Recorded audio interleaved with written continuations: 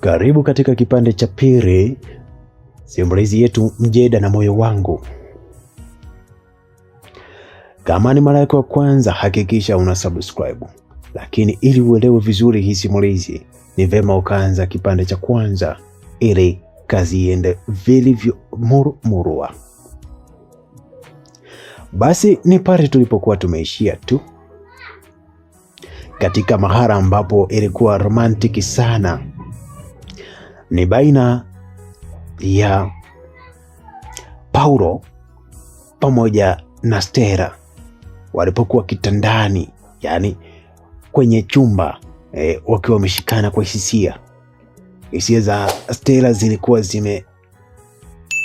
zimekuwa katika hali ambayo sio ya kawaida, na baadaye akawa mgumu kufanya nini? Basi utakwenda kufahamu katika kipande hiki cha pili na cha mwisho. Hii ni Vam TV Online na hii ni simulizi Mjeda na Moyo Wangu. Mwili wake ulitetemeka kama unatafunwa na baridi, pumzi zake zikawa fupi na za haraka. Akawa anashtuka na kurudi nyuma kila mara Paulo alipomgusa kwa ukaribu zaidi katika maeneo yake ya siri.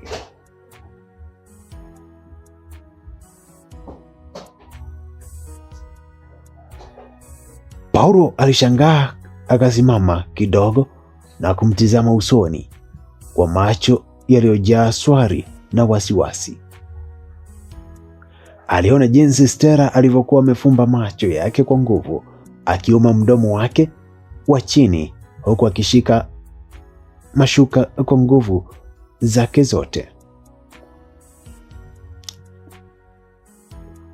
Paulo aligundua kuwa ule haukuwa ukorofi au kukataa, bali ulikuwa ni uoga wa kitu asichokijua. Alipoendelea kujaribu kwa ustadi, upole wa hali ya juu na umakini mkubwa, akisogeza mwili wake kwa upesi na kumbembeleza kwa maneno matamu ya kumtuliza akili, aligundua sababu ya ugumu ule. Stella alikuwa bado ni bikra. Hakuwahi kabisa kukutana mwili na mwanaume yeyote katika maisha yake yote ya ujana.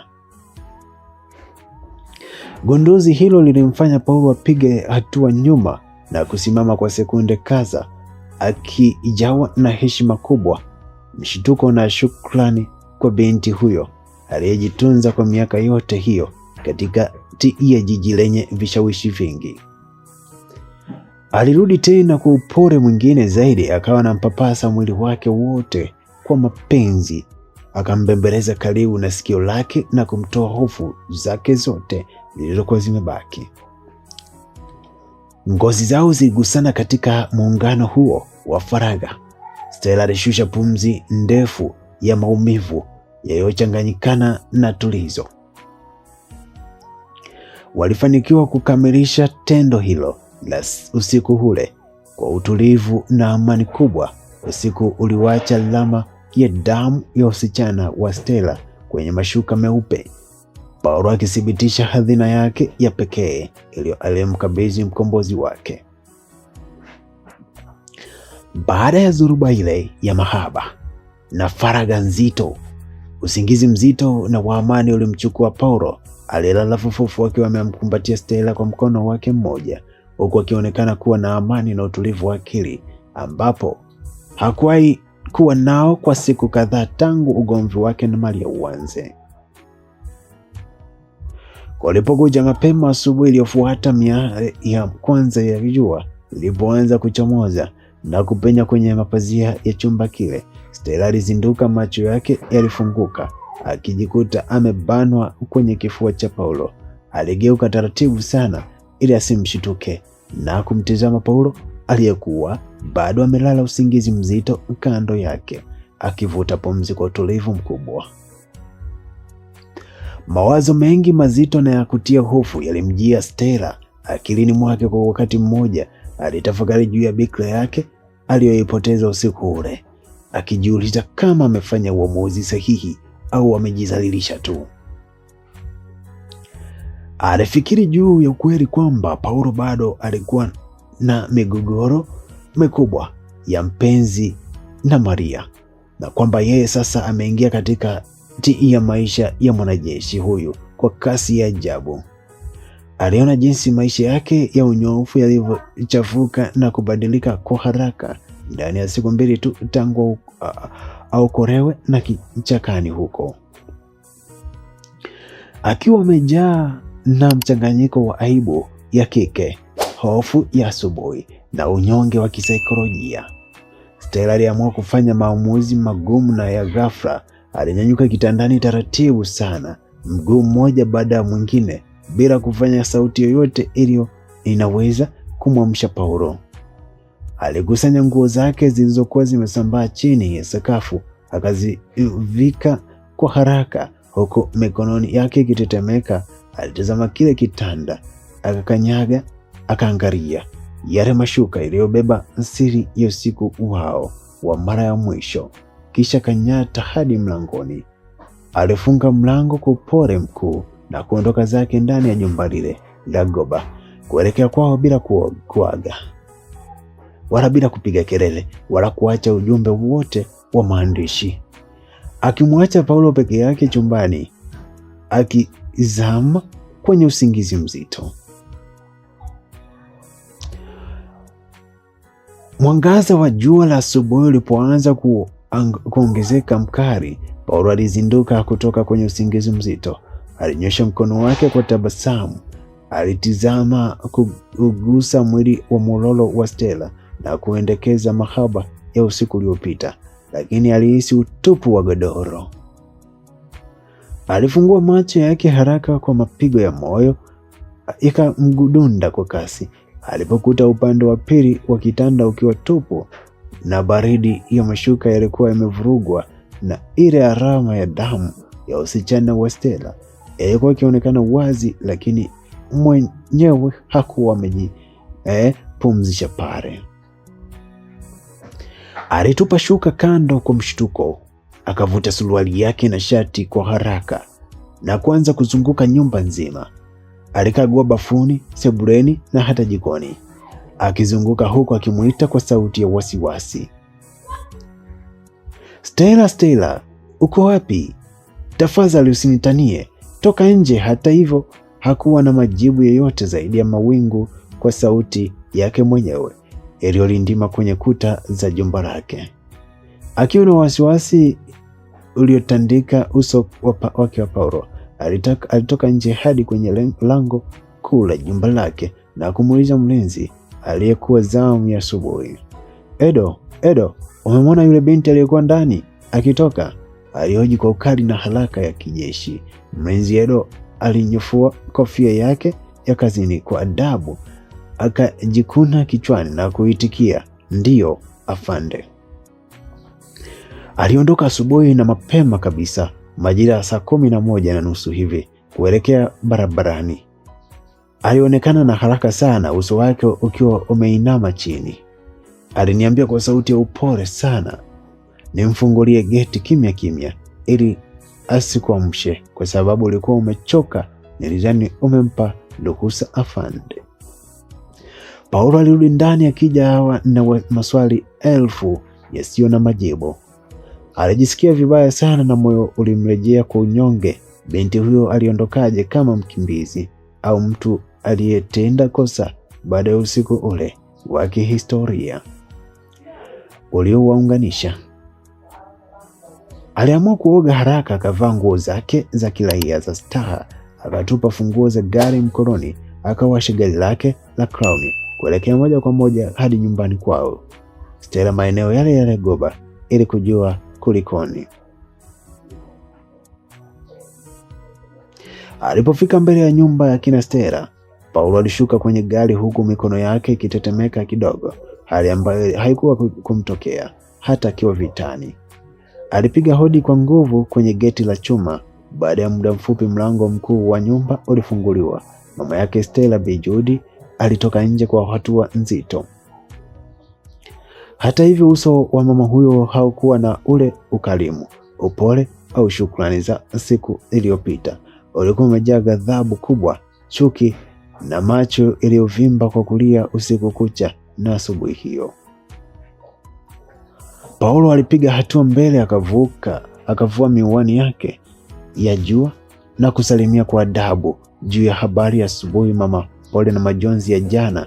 Nimekuja kwa unyenyekevu kumjulia hali ya Stella. Aliondoka asubuhi na mapema kwangu Goba bila kuaga.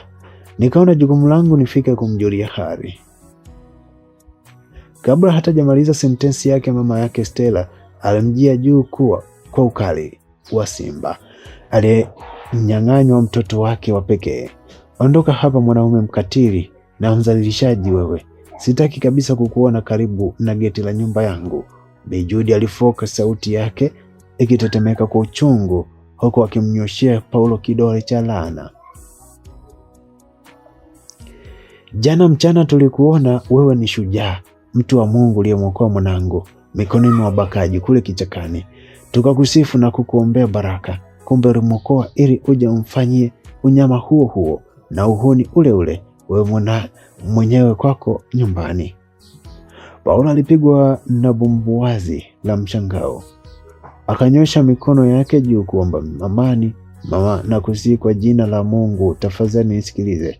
Kilichotokea jana usiku kilitokea na ni hisia za bahati mbaya. Nisikilize nini kutoka kwako, msaliti kama wewe? Bi Judy alipiga yowe la msikitiko, machozi mapya yakimwagika. Mwanangu amerudi asubuhi hii hapa nyumbani akiwa anachechemea kwa maumivu ya mwili, analia bila kusimama chumbani kwake. Kama mama, nimegundua kila kitu. Umemvunjia heshima yake, umemtolea usichana wake, ile Victor uliomtunzia mume wake wa ndoa kwa miaka yote ya chuo. Katikati ya mji huo wasiwasi umeharibia. Katikati ya mji huu vishawishi vimeharibu maisha ya kisaikolojia yake. Mama Stella ananipenda nami nampenda kwa dhati, Paulo alijitetea kwa sauti ya juu ya dharura. Sikumlazimisha hata kidogo. Tulikuwa na faragha ya maelewano. Niko tayari kuwajibika kama mwanaume. Wajibika nini? Una harusi ya mwanamke mwingine wiki 2 zijazo. Unakuja kumharibia mwanangu hapa. Sitaki kusikia uongo wako.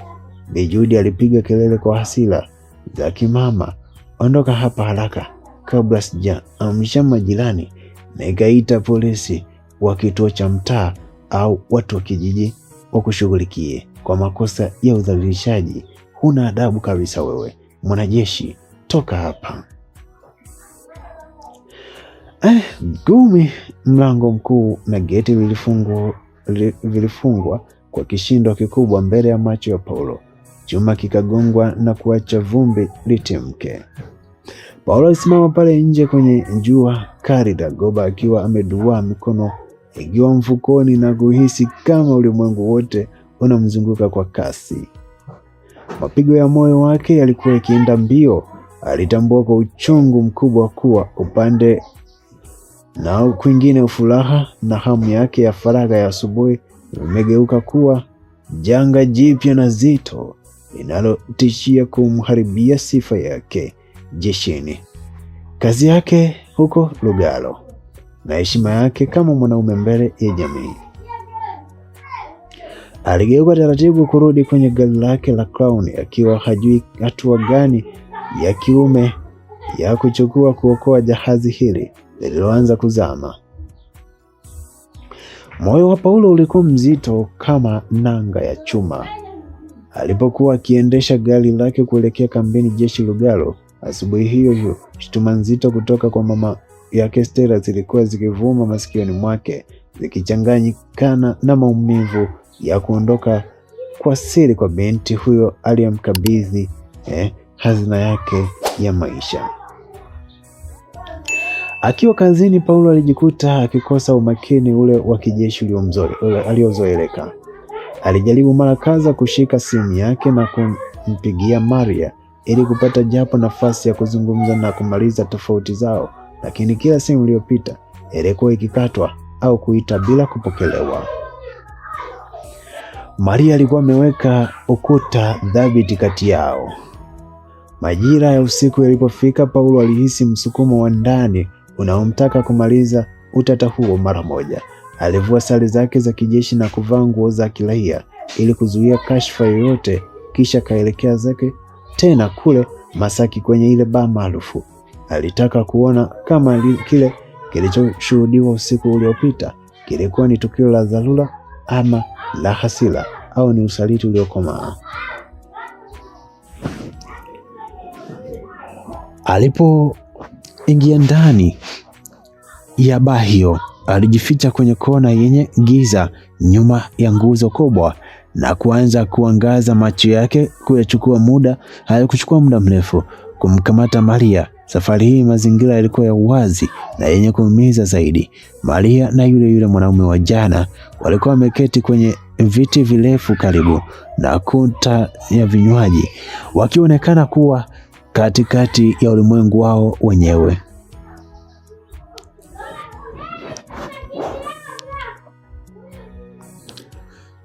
Ghafla, huku sauti ya mziki laini ikirindima, yule mwanaume alimvuta Maria karibu na kuanza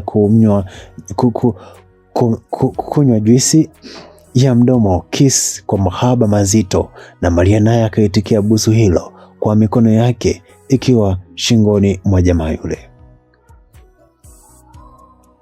Paulo alihisi kitu kikipasuka ndani ya kifua chake. Hata hivyo, safari hii mafunzo yake ya kijeshi ya kutuliza mbele ya hatari yalifanyika kazi. Hakukurupuka kufanya fujo wala kupiga kelele.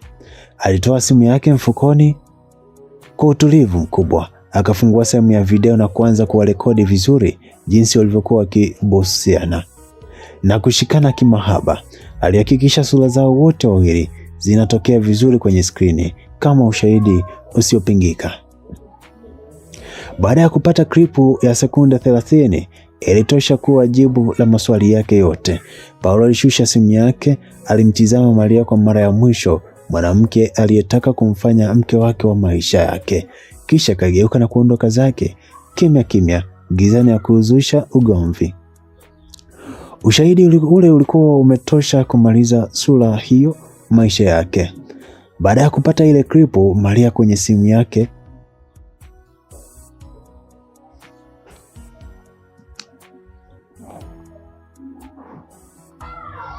alionekana kama kila kitu kinamwendea kinyume, huku wazazi wake wakimkomalia sana ameoa msaliti, huku akina Stella wakimwona mdhalilishaji. Bila kupoteza muda, aliamua kuwasha gari lake la Crown na kuelekea maeneo ya Sinza kwa rafiki yake wa chanda na pete tangu utotoni, kijana aliyeitwa John. John alimkaribisha Paulo kwa ukarimu mkubwa sebuleni kwake. Aliona sura ya rafiki yake ilivyokunjamana, akajua kuna jambo zito. Alimsikiliza kwa makini sana mwanajeshi huyo alipokuwa akimwangalia dukuduku lake moyoni. Paulo alimweleza mkasa mzima, usaliti wa Maria alirekodi kwenye video kule Masaki jana yake usiku, na jinsi asubuhi ya leo mambo yalivyovurugika baada ya Stella kumkabidhi bikra yake, kisha akalazimika kukimbia kabla ya mama yake kumfukuza Paulo kwa matusi.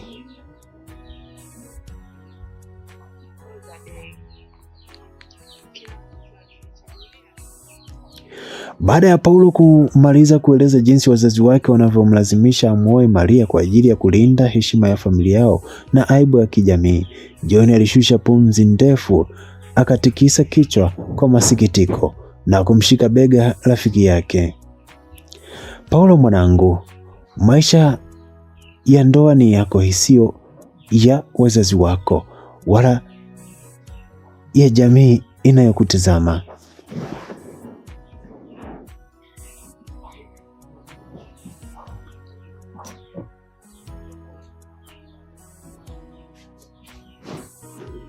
Paulo mwanangu, maisha ya ndoa ni yako, sio wazazi wako wala jamii inayokutazama.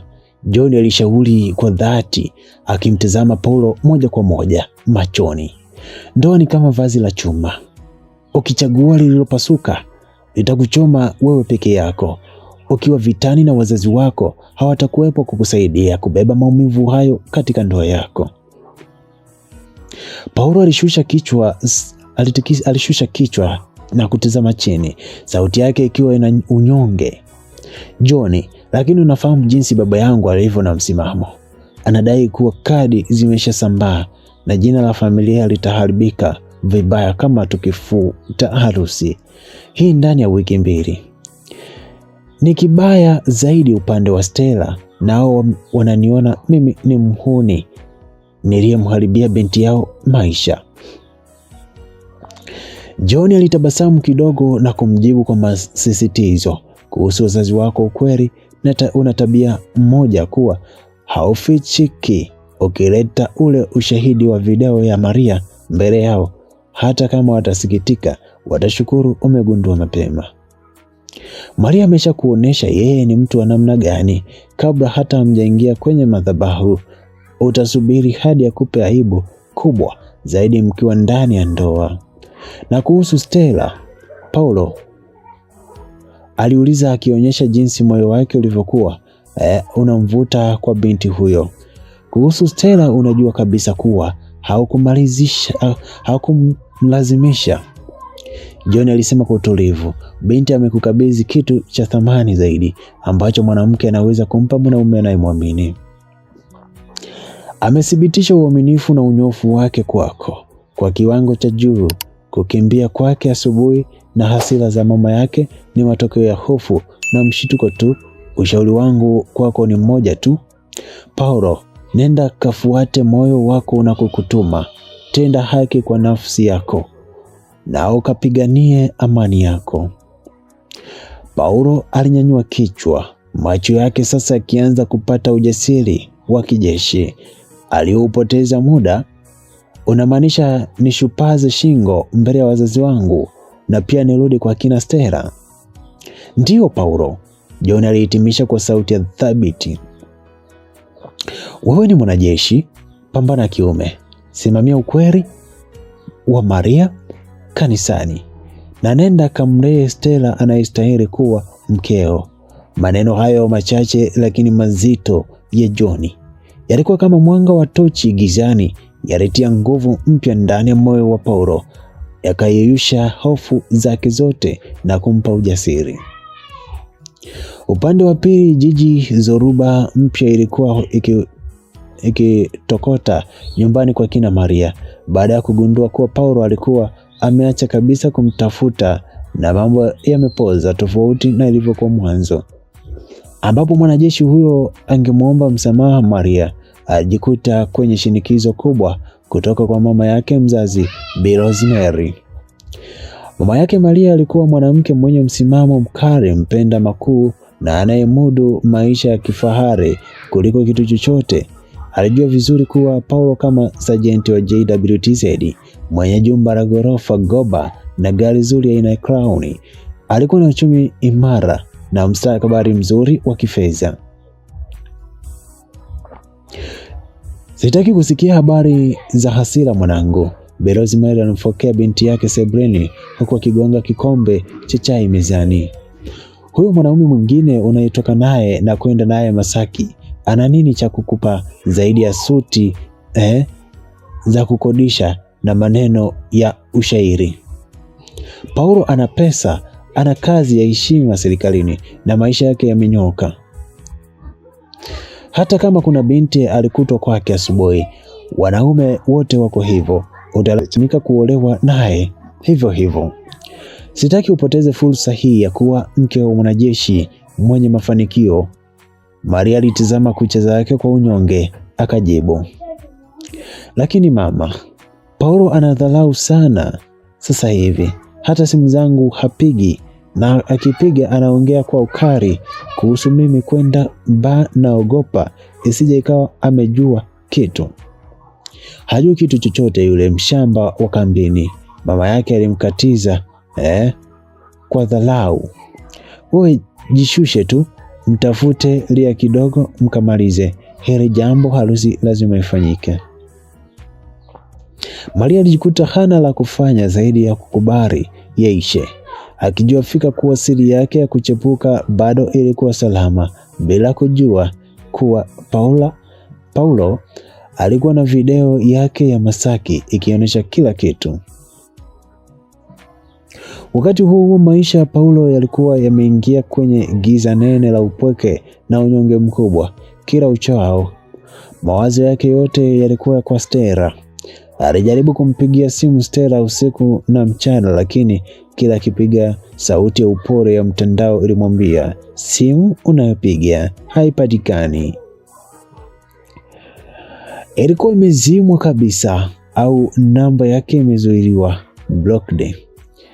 Alijawa na hamu ya kumuona na kumweleza jinsi anavyojisikia kutoka moyoni na kumwomba radhi kwa dhuluma ya usiku ule. Lakini milango yote ilikuwa imefungwa kwa kufuli la chuma.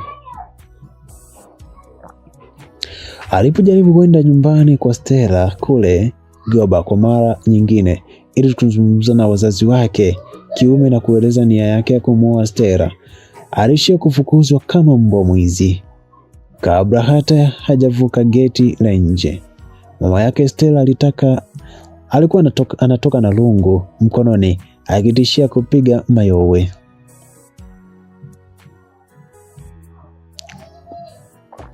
Toka hapa, ukikanyaga tena hapa naita mkuu wa mtaa na polisi wa doria wakukamate kwa makosa ya udhalilishaji wa mtoto wangu.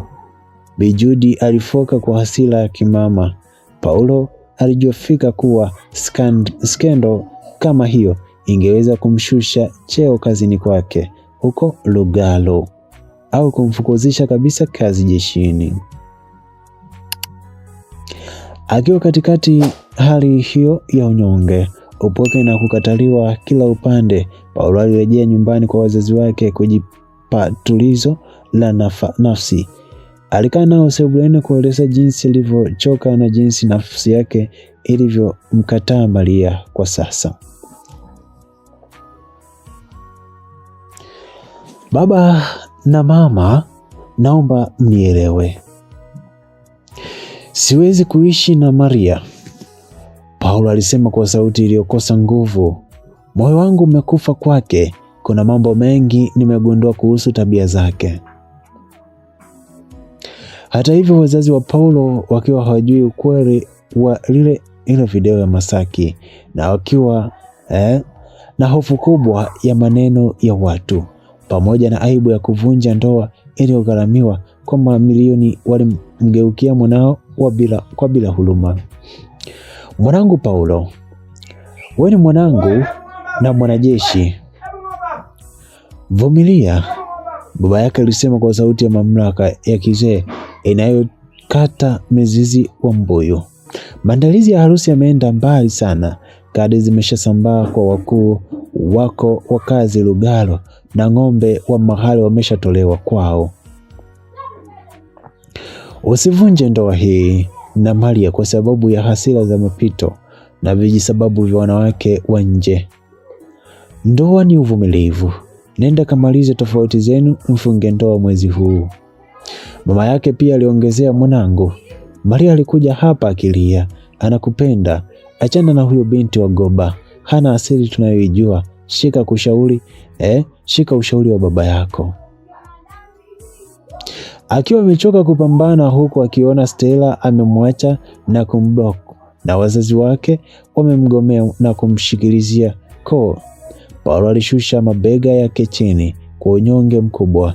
Alichokonoa na kukata tamaa. Alitazama dari ya nyumba ya wazazi wake, akavuta pumzi ndefu ya maumivu yaliyochoma kifua chake na kuamua kukubali matokeo kama mfungwa anayeenda kunyongwa.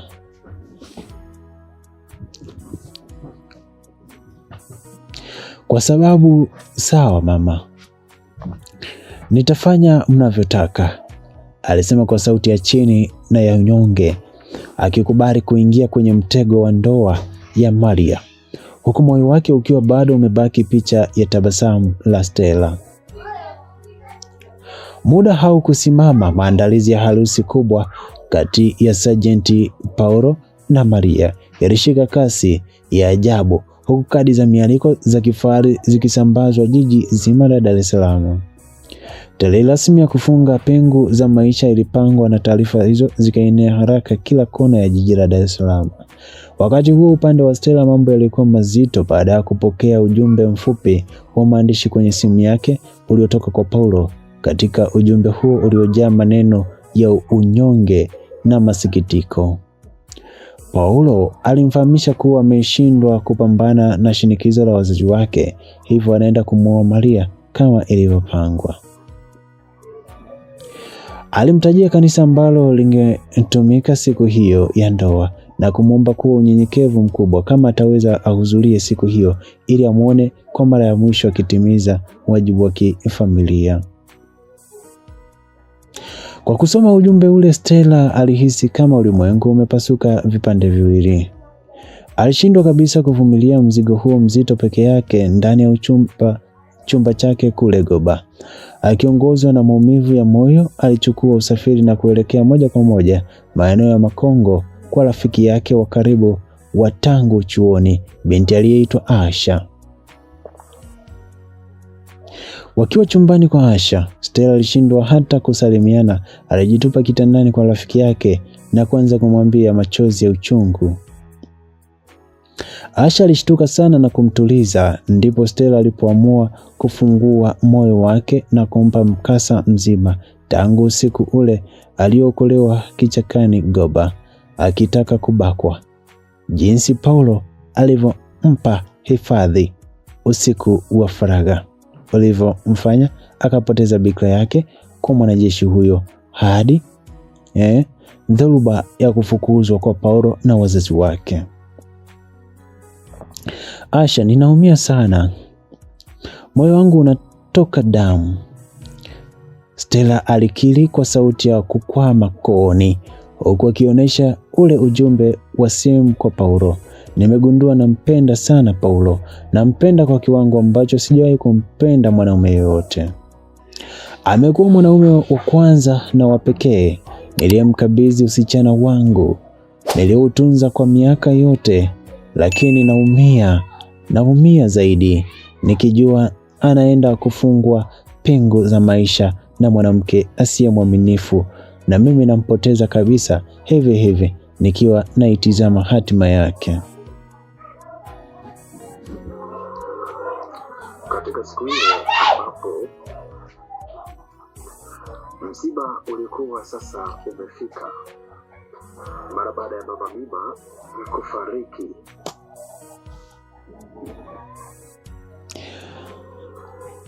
katika siku ile Asha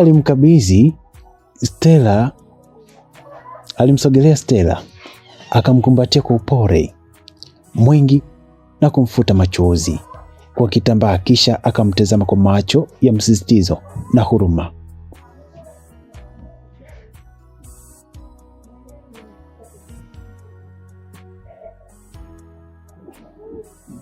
Stella mwanangu, nakuomba usikate tamaa haraka hivyo, Asha alimshauri kwa sauti thabiti ya kumpa ujasiri. Mapenzi ya kweli yana nguvu ya kuvunja hata kuta za chuma.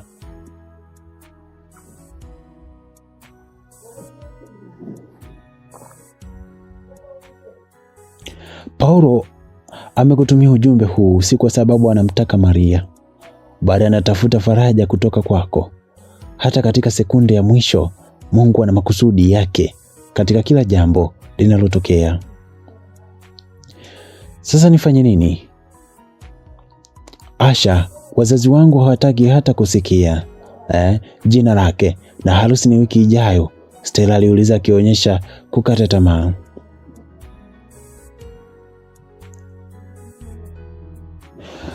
Asha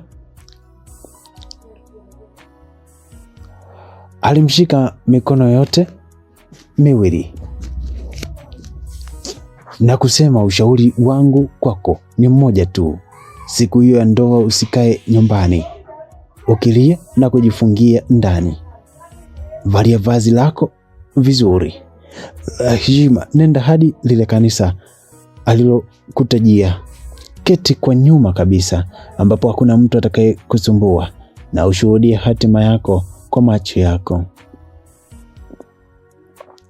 Huwezi jua Ni miujiza gani Mungu amepanga kwa ajili yenu juu ya lile madhabahu?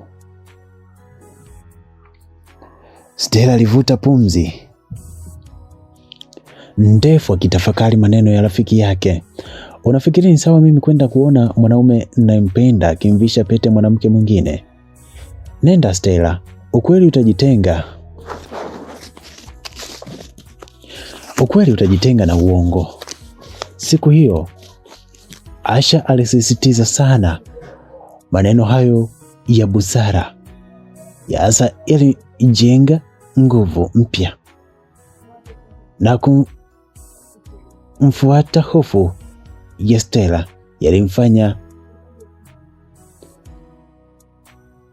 achukue uamuzi thabiti wa kwenda kanisani siku hiyo. Basi siku hiyo ya harusi alienda, uamuzi uliokuja kubadilika kabisa mwelekeo wa hatima ya maisha yake na Paulo. Kwa maua meupe na ya waridi, huku magari ya kifahari yakijaza uwanja wa kanisa, wageni walikuwa ndugu wa pande zote mbili, wa maafisa wa ngazi za juu wa JWTZ walijaa ndani ya ukumbi wa kanisa, wote wakiwa wamependeza kwa mavazi ya gharama. Stella alifika mapema asubuhi hiyo. Alivaa gauni refu la staha rangi ya udongo lililomfanya aonekane mtanashati, lakini pia asiyevutia hisia za watu wengi. Alichagua kuketi benchi za nyuma kabisa, karibu na mlango wa kutokea, ili asionekane na Paulo wala wazazi wake. Mziki wa taratibu wa kinanda ulianza kuchezwa kwa ishiria kuingia kwa maharusi. Paulo aliingia kwanza akiwa amevalia suti yake safi nyeusi, lakini uso wake ulikuwa umepoza ukikosa tabasamu la furaha ambalo bwana harusi yeyote anapaswa kuwa nalo. Baada ya dakika chache Maria aliingia akisindikizwa na wazazi wake, akitabasamu kwa ushindi, huku gauni lake jeupe la harusi likiburuta chini. Mama yake Maria alikuwa mbele akijivunia binti wake kupata mume mwenye pesa na heshima. Wawili hao walisimama mbele ya madhabahu na mchungaji akasimama mbele yao tayari kuanza ibada. Kanisa zima lilikaa kimya likisubiri maneno ya baraka. Mchungaji alifungua Biblia yake akakohoa kidogo na kuanza kuzungumza. Wapendwa katika Bwana, tumekusanyika hapa leo kushuhudia kuunganishwa kwa Paulo na Maria. Kama kuna mtu yeyote hata katikati yetu anayejua kizuizi chochote halali kisheria au kidini kinachozuia wawili hao wasiunganishwe, aseme sasa au anyamaze milele. Hapo ndipo mpango wa siri wa Paulo ulipoanza kufanya kazi. Paulo alikuwa ameshirikiana na kijana anayeendesha mifumo ya sauti na picha IT ya kanisa. Hiyo siku mbili zilizopita akampa kifaa cha USB kilichobeba siri yake mwisho. Kabla ya mchungaji hajamaliza sentensi yake, ghafla mfumo wa sauti wa kanisa ulitoa mlio mkali wa beep. Mara moja runinga kubwa zote za digital TV zilikuwa zimetundikwa kuta zote za kanisa kwa ajili ya waumini kuona ibada. Zilizimika picha ya madhabahu na kuwaka upya kwenye skrini zote. Kanisa video ilianza kucheza. Haikuwa video ya kumbukumbu za maharusi kama watu walivyodhania mwanzoni. Ilikuwa ni video iliyopigwa usiku kwenye baa yenye mwanga hafifu wa masaki. Kwenye hiyo video Maria alionekana wazi kabisa akicheka na kisha akamkumbatia mwanaume mwingine na kuanza kunyonya naye midomo kiss kwa mahaba mazito, mikono yake ikiwa shingoni mwa jamaa huyo. Sura ya Maria ilionekana kwa ukaribu, close up, bila shaka yoyote. Kanisa zima lilizizimka kwa sekunde 5, kisha kukatokea mshangao mkubwa na minong'ono iliyovuma kama upepo wa dhoruba. Mungu wangu, huyu si Maria kwenye baa na mwanaume mwingine? Watu walinong'ona. Mchungaji alishusha miwani yake kwa mshtuko, akitizama TV na kisha kumtizama Maria uso wa Maria ulibadilika rangi kutoka mweupe na kuwa wa kijivu. Akashika kichwa chake na kuanza kutetemeka kwa aibu, akijua kuwa maisha yake yameharibika mbele ya madhabahu ya Mungu. Familia ya Maria, hasa mama yake aliyekuwa akishinikiza ndoa hiyo kwa sababu ya pesa, ilifura kwa hasira na aibu kubwa. Walishindwa wapi pa kuficha nyuso zao. Mbele ya waumini ndugu wa Paulo, mama yake Maria alipiga kelele akitaka mfumo ya TV izimwe, lakini kijana wa IT alikuwa ameshaondoka kwenye chumba cha mitambo baada ya kuwasha video hiyo kwenye mzunguko usioisha lopu. Katikati ya fujo, makelele na taharuki hiyo ilitawala kanisani. Paulo alisimama imara, hakufoka, hakulia wala hakuonesha mshtuko. Uso wake ulikuwa thabiti kama mwanajeshi aliyevitani. Aligeuka taratibu na kuanza kuangaza macho yake kwenye benchi za nyuma za kanisa. Macho yake makali yalikwenda moja kwa moja hadi kwenye kona ya nyuma ya kumuona Stella akiwa amesimama na akimtizama kwa macho yaliyojaa huruma na mshtuko. Bila kujali gauni la harusi la Maria lililokuwa pembeni yake na bila kujali mchungaji aliyekuwa akishangaa, Paulo aligeuka na kuanza kupiga hatua kubwa thabiti za kijeshi. Akishuka kutoka madhabahuni, alitembea katikati ya njia huku macho ya watu wote akimfuata kwa mashangao, wakijiuliza anaenda wapi. Paulo alifika hadi benchi ya nyuma kabisa, akasimama mbele ya Stella aliyekuwa akitetemeka kidogo kwa mshtuko. Paulo alitabasamu, tabasamu la kweli ambalo hakulitoa kwa wiki nzima.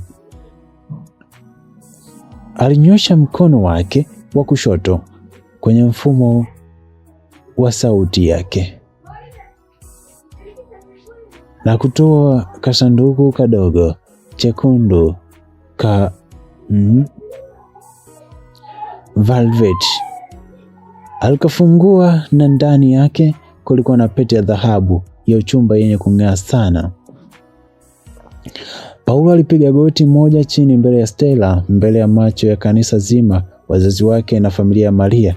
Stella, Paulo alisema kwa sauti ya kiume iliyosikika vizuri kwa wali karibu, ulikimbia kwa sababu ulihisi umeniletea matatizo, lakini wewe ndio ulinionyesha maana ya kweli ya usafi na uaminifu.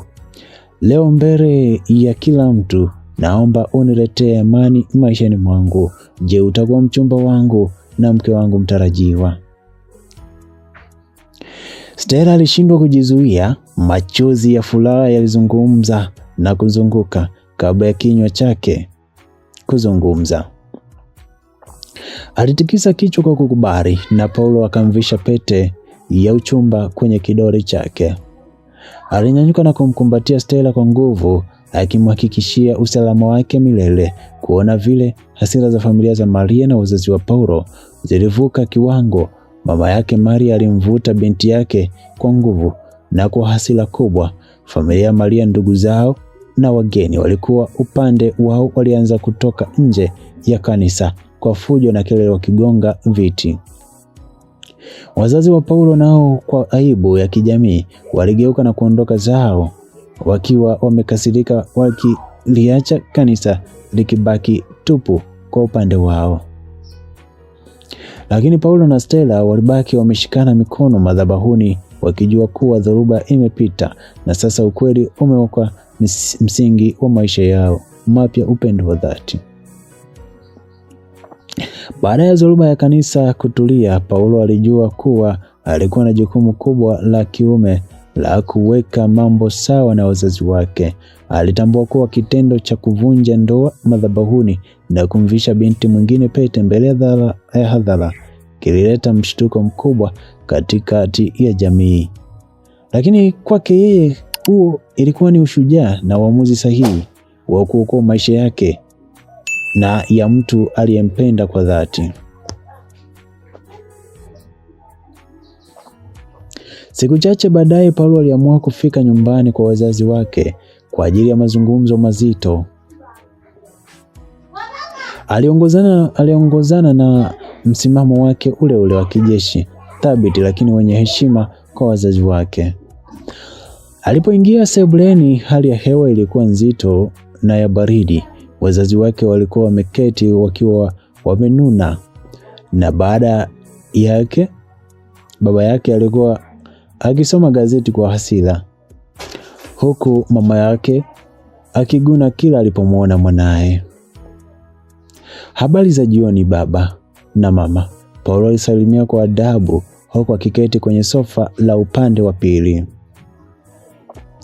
Paulo, unathubutu gani kuja hapa baada ya kutuzalilisha mbele ya ukoo na kanisa zima? Baba yake alifoka huku akitupa gazeti chini. Umemkataa Maria kwa sababu ya video ya baa, lakini ukamvisha pete msichana wa barabarani asiye na asili yoyote tunayoijua. Paulo alishusha pumzi ndefu.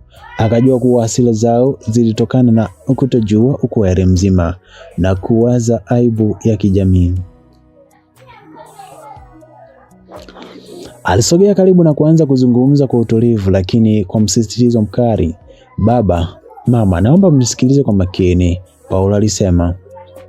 Maria hakuwa mwanamke mwaminifu. Video ile haikuwa ya bahati mbaya. Alikuwa na uhusiano wa siri wa muda mrefu nyuma ya mgongo wangu, huku akitaka pesa zangu tu. Je, mlitaka nioe janga au nitakaloishi nalo kwa majonzi maisha yangu yote yawe mabaya? Kisha Paulo alifunguka kuhusu Stella kwa mara ya kwanza kwa undani. Na kuhusu Stella mnamhukumu kimakosa. Stella ni binti wa chuo aliyemaliza masomo yake na kujitunza kwa uaminifu mkubwa. Siku niliyomleta kwangu nilimwokoa mikononi mwa wabakaji watatu. Na usiku ule tuliokoa pamoja, Stella alikuwa bado ni bikira. Alinitunzia heshima yake na kuyakabidhi kwangu kwa uaminifu uliopitiliza. Baada ya kuona unyofu wangu, yeye si mwanamke wa barabarani, ni mwanamke mfano anayejitambua. Kusikia maneno hayo ya siri ya ukweli wa maisha ya Stella na jinsi alivyokuwa binti anayejitambua na mwenye maadili, mioyo ya wazazi wa Paulo ilianza kulainika. Mama yake alimtizama mumewe na baba yake alishusha pumzi ndefu na kutafakari. Waligundua kuwa mwana wao hakuwa amekurupuka, bali alichagua mwanamke mwenye thamani ya kweli. Kama ni hivyo mwanangu, mama yake alisema kwa sauti ya upole iliyochanganyikiwa na majonzi kujuta. Nisamehe kwa kumhukumu binti wa watu bure, kumbe ni binti mzuri na mwenye maadili. Baba yake alitikisa kichwa na kusema, sawa Paulo, umethibitisha ukomavu wako kama mwanaume na mwanajeshi. Tunakupa baraka zetu, nenda kamlete huyo Stella tumtambue rasmi. Baada ya makubaliano hayo, mambo yalienda kwa kasi na baraka. Paulo alienda ukwewe kutoa mahari, na safari hii wazazi wa Stella walimfanya mkuza wao kwa furaha baada ya kuona nia yake ya dhati na kishujaa. Ndani ya miezi michache harusi nyingine ilifungwa. Safari hii haikuwa ya kifahari, mashaka kama ya kwanza, bali ilikuwa ni harusi iliyojaa tabasamu la kweli, upendo thabiti na baraka ya dhati. Kutoka kwa familia zote mbili, huku Sajenti Paulo na Stella wakifunga ndoa takatifu na kuanza safari ya maisha yao ya pamoja iliyojaa amani na uaminifu mkuu. Baada ya viapo vya madhabahuni, Paulo na Stella walianza rasmi ukurasa mpya wa maisha yao kama mke na mume. Katika lile jumba la Goba, tofauti na hofu na dhoruba zilitawala mwanzo wa mahusiano yao. Maisha yao mapya yaligeuka kuwa chemchemi ya furaha na amani na upendo wa dhati unaozidi kushamili kila uchao.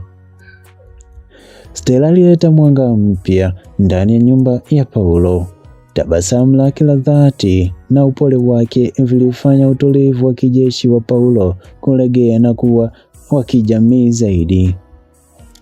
Paulo alizidisha upendo na ulinzi kwa mke wake, akimfanya Stella ajihisi mwanamke mwenye bahati zaidi duniani. Kila jioni baada ya Paulo kurejea kutoka kambini Lugalo na ile gari yake aina Crown, Stella alikuwa akimlaki kwa furaha na yale mazingira ya jikoni ambapo zamani Paulo alikaanga mayai kwa dharura, sasa aligeuka kuwa sehemu ya vicheko na mapishi pamoja na vyakula vya kifahari. Muda mfupi baada ya ndoa yao, subira ya Stella ilizaa matunda. Alifanikiwa kupata ajira nzuri serikalini kama afisa ustawi wa jamii, kazi iliyoendana kabisa na moyo wake wa huruma. Uchumi na ukaimarika zaidi, na wazazi wa pande zote mbili wakawa wageni kwa mara kwa mara nyumbani kwao, wakijivunia ndoa hiyo ya mfano. Miaka michache ilipita kwa kasi na upendo wao ulithibitishwa kwa baraka ya watoto wawili, mapacha wa kiume na wa kike. Siku moja ya jioni, jua lilikuwa likizima kwa uzuri, likiacha miale ya dhahabu angani juu ya anga la Goba, sawa kabisa na ile jioni ya Paulo aliyomsikia Stella akipiga kelele kichakani. Paulo ambaye alikuwa amepandishwa cheo jeshini na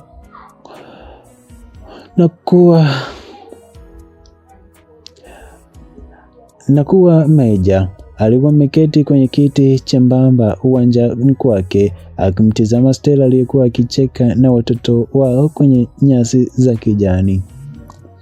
Stella alileta kikombe cha kahawa, akaketi pembeni ya mume wake na kuegemea kichwa chake kifuani mwa Paulo. Hakuegemea mbali, ni pale pale alipojisitiri kwa shati la kijeshi miaka kadhaa iliyopita. "Unafikiria nini mume wangu?" Stella alimuuliza kwa sauti ya mahaba. Paulo alimvuta karibu, akambusu paji la uso na kutabasamu kwa amani kuu. "Natafakari tu jinsi Mungu anavyofanya kazi zake. Nilishuka garini kuokoa maisha ya mtu nisiyemjua, kumbe nilikuwa naenda kuokoa maisha yangu mimi mwenyewe na kuipata nusu yangu iliyopotea."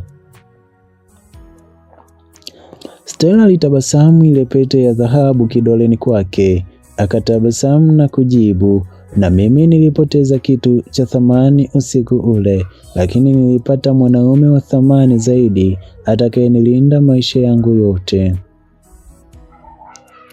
Katikati ya vicheko vya watoto wao na utulivu wa jioni ya Goba, simulizi ya Paulo na Stella ilifika tamati yake na dhahabu. Hadithi ilianza kwa dhoruba na unyama na mshtaka, lakini ikaisha kwa ushindi wa ukweli, uaminifu na upendo wa dhati unaodumu milele. Kufikia hapa, msikilizaji wa Vam TV Online, nipende kukukaribisha katika simulizi mbalimbali zilizokwisha kupostiwa kwa ajili ya kusikiliza. Vam TV Online tuna simulizi nyingi ambazo tumeziposti. Usiache kusubscribe na kisha kutoa maoni yako ili tuwe wote katika simulizi ambazo zitaendelea kuachiwa na vipindi mbalimbali ambavyo vitaendelea kudunda katika channel yetu ya Vam TV Online. Hii ilikuwa ni simulizi ya Mjeda na Moyo Wangu. Tukutane katika simulizi zingine sasa. Jina langu ni Mr. King Vam. Tutakuwa wote.